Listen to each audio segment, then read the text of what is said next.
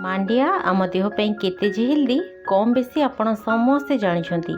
तेबे चलतु आज आम तैयारी करवा मांडिया रे गोटे बहुत ही बढ़िया टेस्टी स्नैक्स रेसिपी।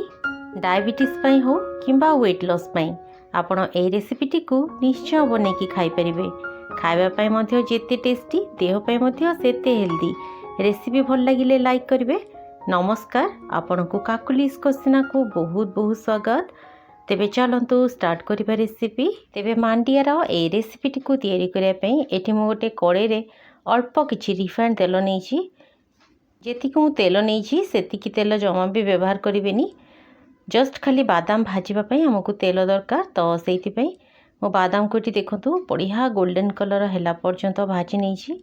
बादाम बढ़िया भाबरे भाजी गला परे आमे याकु गोटे प्लेट ऊपर को बाहर करदबा।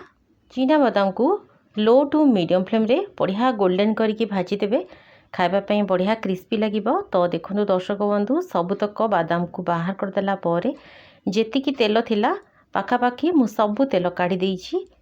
कड़े रे नाकु मात्र खाली तेल अछि। तो देखंतु एबे आमे एई तेल रे किछि ग्रेट करके रखिथिबा अदा पकेबा। अदा पकांतु फ्लेवर बहुत ही बढ़िया आसीबो। तो देखंतु दर्शक बंधु अदा को मध्य मु हल्का भाबरे किछि समय पई भाजी देली। तो एबे आमे इतरे राग पई किछि कट्टा कंचा लंका पकेदबा। अदा को आमे बेसी समय भाजीबानी, जस्ट किछि सेकेंड पई भाजी देला परे एतरे किछि ग्रेट करके रखिथिबा आंब कसिया अदा पकेबा।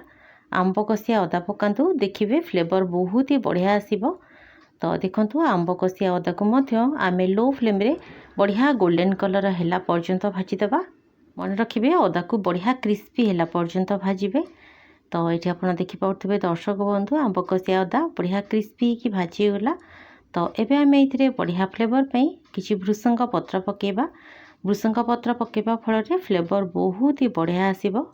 तेबे दर्शक बंधु आपण माने एई भिडियोटी को केउ जगह देखुचंती निश्चय मते कमेंट जणेबे, जहा फल रे मु आपन को धन्यवाद दे परिबी।